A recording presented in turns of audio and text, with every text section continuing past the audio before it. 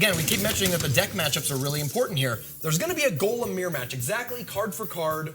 The two Golem decks are identical. So that match will come down to whoever's got the better mechanical skill, and I think that probably favors EPRu, because we've just seen EPRu play out of his mind. Marcel P is like S tier, but EPRu's been crazy. The question, though, is can this Minor Princess Zap Bait deck, which has never won, it's gotten to the finals a couple times, but it's never won It's a gone second Day. place multiple times now. Can it get over the hump against these two decks that both have Zap and Log, Archers, Ice Golem, Mega Minion, like a lot of cards that are pretty decent against those sort of swarmy decks? If you're EPRu, what deck do you think you're most comfortable with? Which one are you going to win twice with? Because again, they can pick one deck to win twice with. Best of 5. I'd probably do Golem. Okay. Just feels like the best deck in the I would format. do Golem, yeah. I mean, the nice thing about Double really Deck... well with it. Well, here's the thing. The nice thing about Double Deck is it really tests your versatility and your experience with the deck. Even if, let's just pretend that Golem is the best deck in the format. I think it probably is right now. I haven't seen too much to convince me otherwise, right? It's the best deck. You still have to bring a second deck, and that deck has to A, beat Golem decks, and be able to adapt against whatever the other alternate deck that comes out is. Okay, here are our finals. Who is going to take home the $2,000 today? Will it be EPRu or Marcel P? Let us know who you think. This is crazy. Marcel P might have been cursing that fireball in the last matchup, but he's probably real happy to have it now because it's something that counters Skeleton Army, Goblin Barrel, Minion Horde, even Princess. Close to the tower, yeah. We have just had 4 cards cost 3 elixir played back to back to back. These guys are ping-ponging elixir right now. Finally, do we break out of the chain? 2 elixir traded for 8. How do you punish? Minion Horde Miner is probably the best way. I actually think now this is something that is interesting to think about. If that miner had been played on the bottom right corner of that tower, the Ice Golem played to save. But here's the thing, that was a lot of elixir that now you got to deal with this thing. Oh, he doesn't have lightning in his hand. Or he does, but he doesn't have the elixir for it. He only had 5, now he has 6. It's a little late for that. So he might just let this one go down.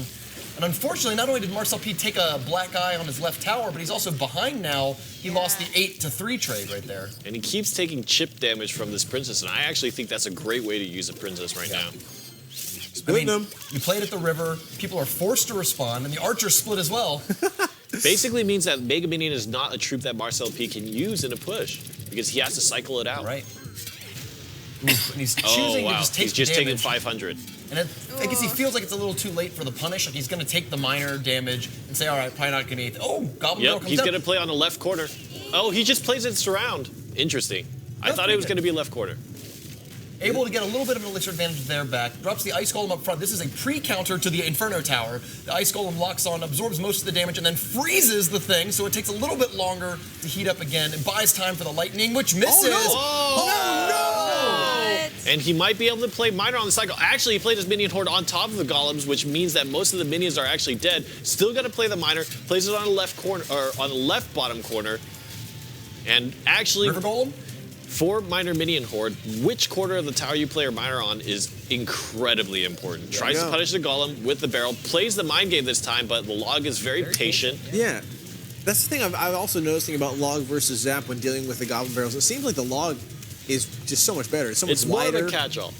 The only mind games you can play is on the back corner of the map. If you play it in front, the Log will roll over and kill it anyways. The archers actually bought some time because one of them hit, and that bought a little bit of time. And the baby dragon, which is not getting locked on by the tower, clears out the princess. The skeletons are going to die to the golem. This is getting really close. This is a pretty serious looking push here. But we have 7 seconds left. He's going to race. It's a base race. Oh, and he knocks it back with the miners locked on. He needs another spell. Oh, it worked. Oh my God. It's going. P, just as it hits, takes the first victory here in our finals. Best of 5. What is going on? What's really interesting is for EPRu, he actually had a princess do 1,000+ damage on the right side tower.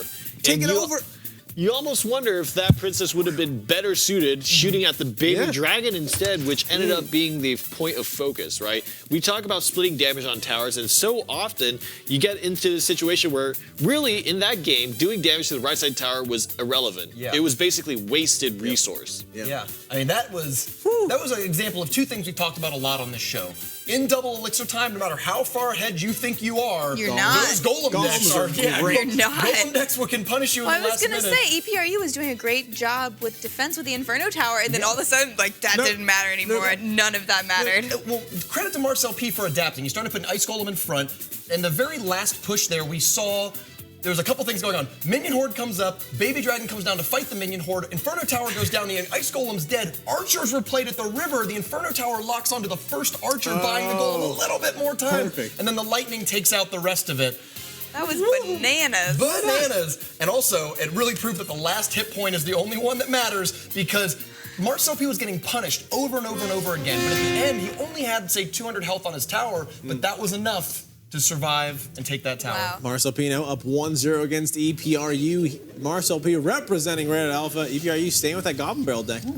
I think something that EPRu needs to do is punish the Mega Minion drop in an attempt to punish EPRu's Princess drop. I think that's where he needs to look to invest more elixir into, is protecting his Princess. Oh, Goblin's gonna blow up. Oh, man, look what at a that. Ice Golem with the most recent buff to its death damage. Now a Zap plus Ice Golem is enough to kill Minion Horde. We saw that happen right there. Protected the bowler. Draws out an early Inferno Tower. I don't think EPRu is going to get punished for that simply because Golem decks, especially in single elixir time, are a little slow. Marcel that's right, P's, there's yeah, Giant. You're right, I'm bowler. sorry. So maybe he can actually. He plays the Giant up a little further in order to take advantage of that. And hopefully that thing's going to die. Looks like it. Yep. Good timing. Good timing. Log. Oh, yep. Perfect timing. Oh, Fireball. Got some archers to back him up. Princess is gonna splash the Archers. It's still gonna die. He's gonna play Miner after this. Yeah, do it. Miner. And I think he should play. Doesn't have the elixir for it. He only has 2. Oh wow. And I think the freeze effect plus the tower will be enough. He might take a little damage here. Oh, opts not to. There's no zap for Goblin Barrel anymore. Yeah, I think he might have just been better off taking, the 100 some odd damage. Here it comes. He's gonna play Mind Games with the Goblin Barrel. Log. Plays it on the front. Oh.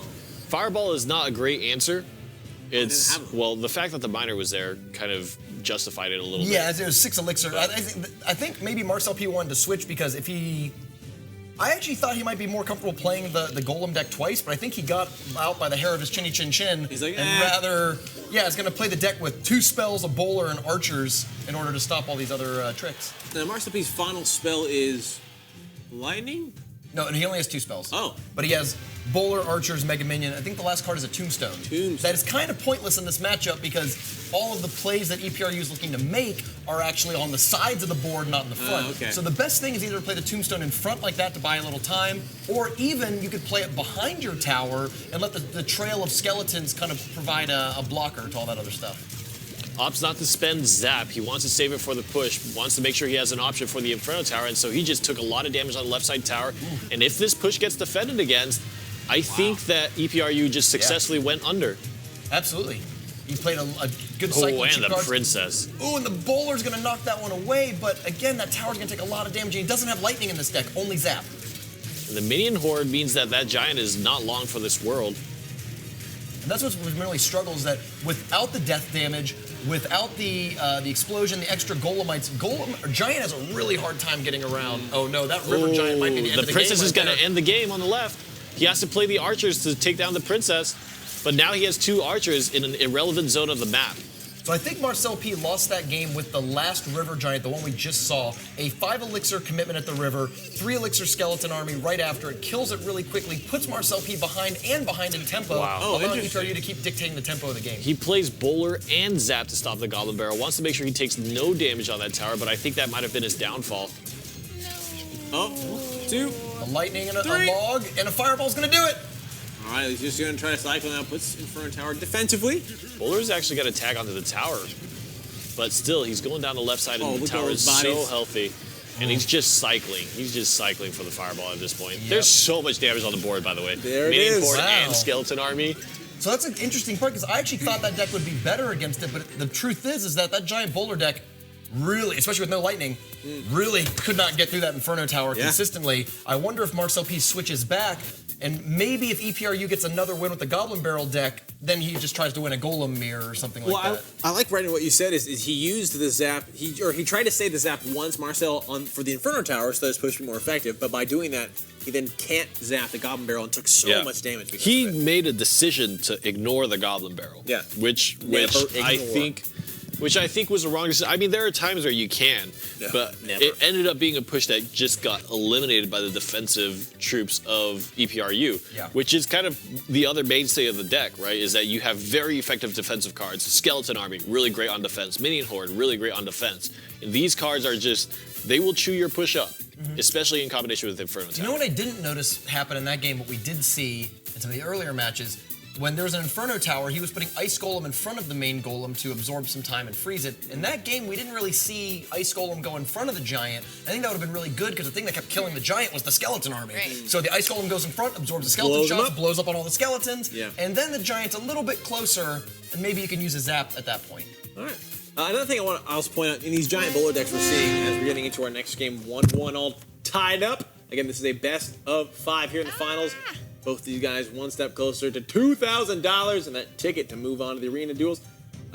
So is when people choose to play either Bowler first behind their King Tower or then Giant first behind their King Tower, what would you suggest? Is there a difference? Does it end up being the same in the end? Giant is going to lead to bigger, stronger pushes because you got your tank all the way in the back and whatever, but it also leaves you far more open to punishes. The nice thing about the Bowler is that if they can't really go down that lane because the Bowler will defend it, right? Yeah. Whereas you just went down to 5 elixir behind your lane. Let's see how long they're going to stall again. Again, you're right. Maybe Marcel P just has a rule that he never ever plays first. Well, so if he comes up against anyone else who feels the same way, here we go. Yep. Overtime, a draw, an 8-minute draw. Well, someone played. The only thing I've seen Marcel P willing to play was Ice Golem. Yeah, in that last game. Yeah. He played it first, so we'll see here. And then he lost. So maybe he's like, I'm not doing it again. We don't know actually which decks they're running here. Both of them. Good luck. They're actually tied 1-1, right? So we're kind of starting a best of 3 now with each win for each deck. So either person could switch around, play whatever. While we're doing this, while we're doing this, taking this time, guys, you could be like these players right now. Look at them, just sitting here, one step closer from $2,000. Go to ClashRoyaleOpen.com where you can sign up for our remaining coronation days. This is a legendary moment in Clash Royale history. You know what this comes down to, though? And this is something is that these decks, I mean, defense is so good in Clash Royale. Yes. You can't just attack. And that's, I think, something that is almost to the detriment of competitive Clash Royale sometimes. Is I think you want to encourage people just to be able to jam out troops at the river and try to be able to take something, but they both know that defending is so powerful that if you ever make a mistake, you're already down. You're done. I would actually argue that's kind of what happened last time. Yes, when it hits double elixir, I would argue that it's actually much safer to play your first card because you regain that elixir so quick that it's actually really difficult for your opponent to punish a 2 elixir drop. Correct. Almost impossible to punish a 1 elixir drop. Here they go. They won double elixir time. Supercell, please give us a double elixir challenge. There we go. King's Cup challenge with double elixir. That'd be fun. Okay, we got Giant Bowler coming down the left side, and the Golem's going to meet him. EPRu has swapped up his decks. Oh, so there's no Inferno Tower in this Golem deck. This is straight up tank on tank battles. Oh, wow. Woo. Boink. Oh, and it did hit the fireball.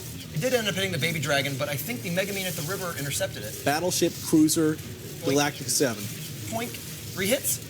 Doink! Oh, gotta be pretty happy with that. Now he's just gotta make sure he doesn't take damage on the counter push, but it looks like that Golem's gonna get real close. Ooh, doesn't quite get the death damage onto the tower, but double dragon, not in the way that you have imagined previously. Get it. Mega Minion did not lock on. Still, we're already in overtime, but That's crazy. EPRu was not able to do any damage to the tower. However, this is heavily favoring EPRu because he's playing the Golem deck in overtime now. They might take their free draw, draw here in this first game, just only because there's only 3 minutes left in the match. Yeah. We'll see how much damage. I think this is smart here. Try to defend, try to kill those baby dragons. Oh, that Golem is making it to the tower. Wow. Look how healthy it is, and the Ice Golem is tanking for it. Oh, this Golem is doing a ton of damage. And a log's going to come down and kill those archers, I think. Oh, yikes. I don't think that fireballing the tombstone was the right idea. No. Yeah, this really hurts. Look at how much damage that was. No. There is actually a world where you can just lightning that tower down at this point. Yeah, you're right. Spells like, and he even has Mega Minion and Ice Golem coming up to his support. Oh, give it the hug. Give it the hug. Do it. Hug him. Hug him. Oh, just like that. Yeah, Marcel P knows he needs to make something happen now, so he plays a River Giant with a Bullet to help. But again, almost halfway defending this is probably the go-to option for EPRu. Let that Giant get a few swings and just play your Golem, play a Log, play the Lightning, and the game's yours. We see how unfortunate it is that the bowler gets turned around. Like, it doesn't do a lot of damage. You know, we've actually seen a lot of success out of the Giant Mega Minion at the river. I'm surprised we don't see a little more of that. He uses the Lightning and there it is. overtime. Wow, we were thinking it was going into an overtime. EPRu is like, no, I'm putting on the NOS here, picking up game number 3 here in our best of 5. So he's got 2 wins. He now is one step closer. $2,000. I'm actually really happy, despite the fact that these players are playing in the way that they are, because I think that these players are players who respect the competitive nature of the game, right? They know how crucial it is. They're now playing at that tip-top slight 0.1%. Bobby Fischer. Who won? Okay, so EPRu, did he win with his Goblin Barrel deck yet? He did in the second game. Okay. So he's won one. So he has the option for do either deck, which puts him in a really good strategic position because Marcel Yeah. P cannot predict what he's going to play.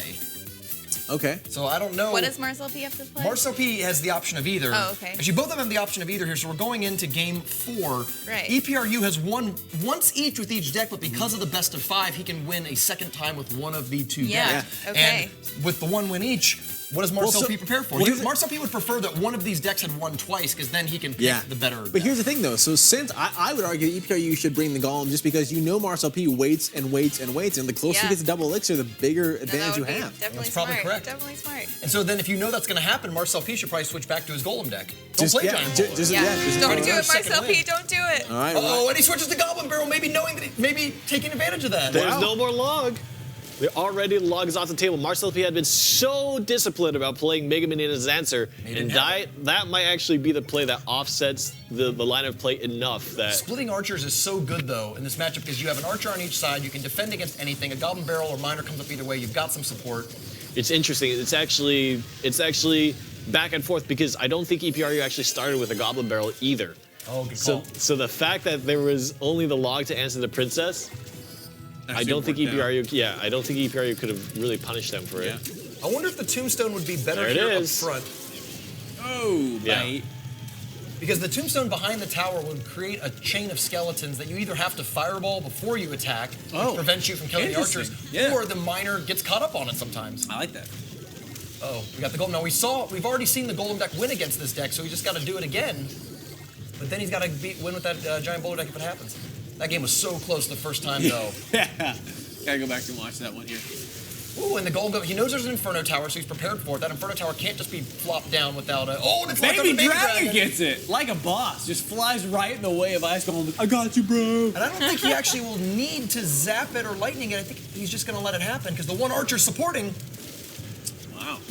Marcel P. Golem's making it. sends in the cavalry to try to get some damage on that tower.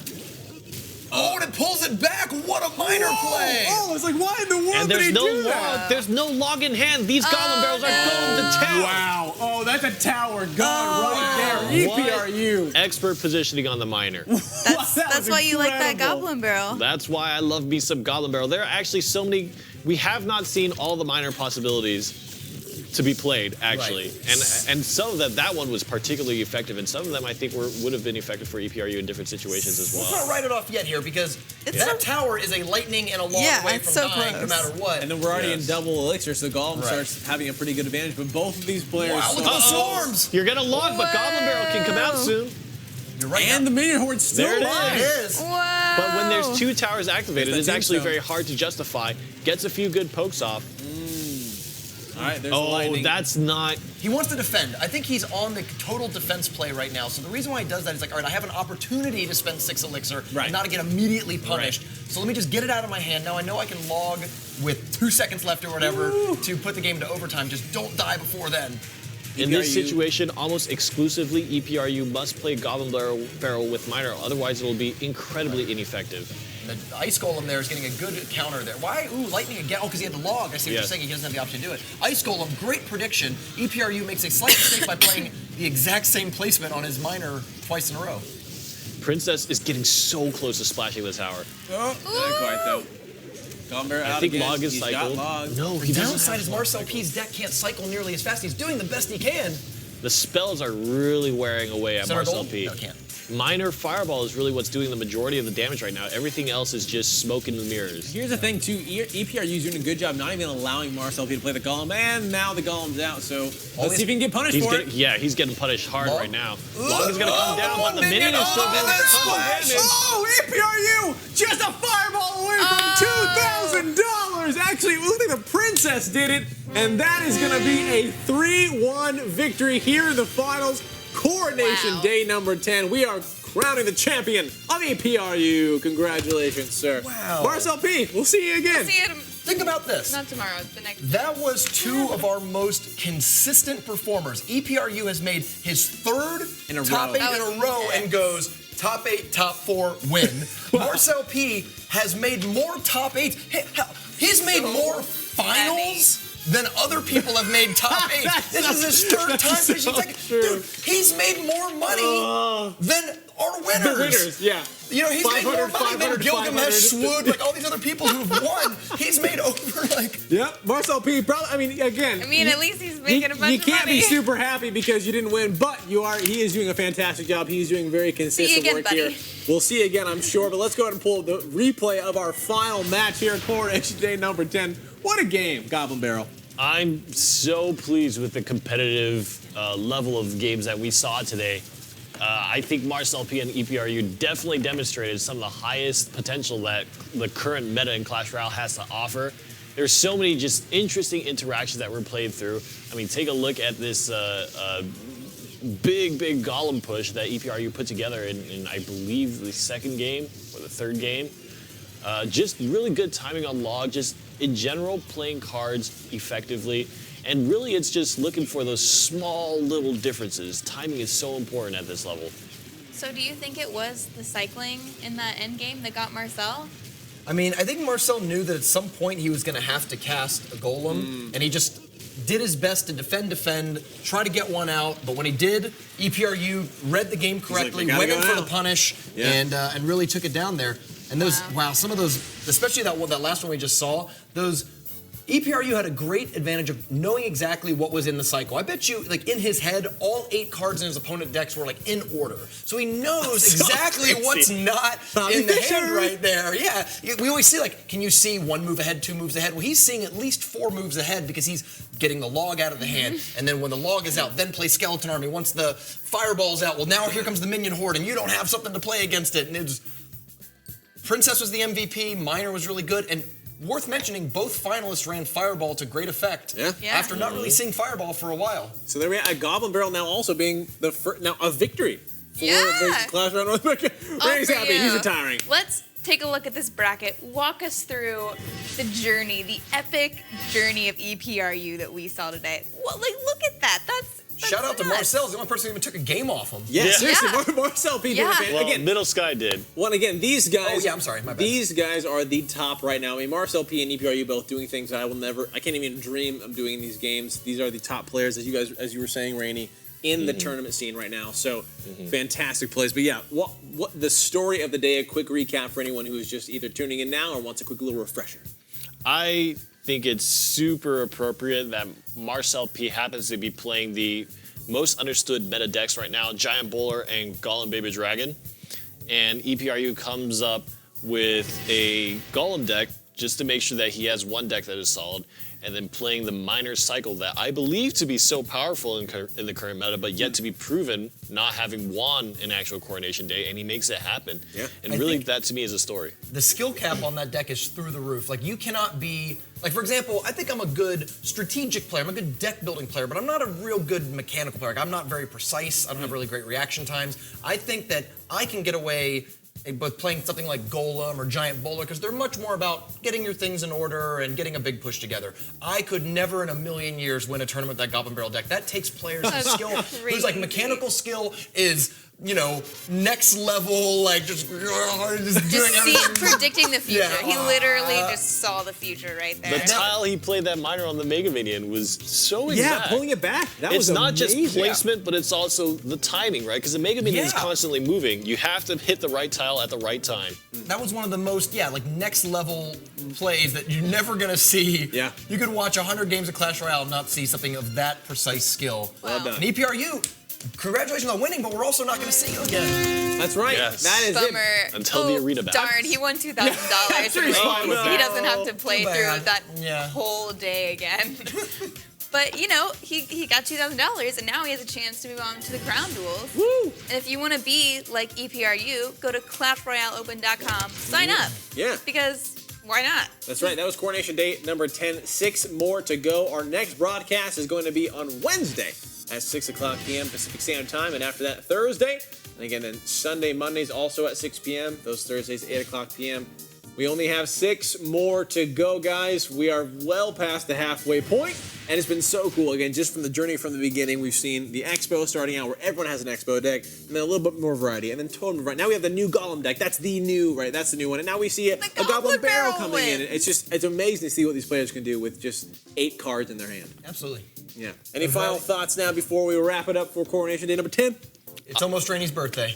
It's almost my birthday. That's why the Goblin Barrels won. Yeah, that's right. Well I done. think now the response in the meta to stop Goblin Barrel is going to be people bring 4 spells. Log and all spell decks. Zap Just was not enough. complete Here's the So thing, I'm going to bring Arrows, Log, Zap, Yeah, Fireball. I ran an all spell deck and I lost against a trainer, so I don't think that's Okay, actually, yeah. I don't think that's gonna happen. Probably don't bring that. I think Goblin Barrel's never actually truly going to become Yes. a consistent deck in the meta because it requires that like skill? generational talent to play it very, Yeah. very I well. agree. Yeah. And I mean, I'm glad it won. Like, I wish we on that board we could say, the giant bowler has won, the golem. Every time a new deck wins, they put that'd a be little cool. plaque up on the wall. We'll work on that. We'll hopefully work on that before the But I next don't show. think we'll see another player like EPRu in the rest of the Coronation Days. That was right. incredible. Crazy. Well, congratulations. See you, EPRu, taking home $2,000 and moving on. Well, that's going to do it here for us at Coronation Day number 10. On behalf of everyone here at NGE Studios in beautiful Burbank, California, this is the official Supercell Clash Royale North American Opens. That is Rumham. This is Rainey. I'm Ella. I have a legendary. Have a most ridiculous night. Good night. All right, Rumham. Goblin Barrel one more time. I need to build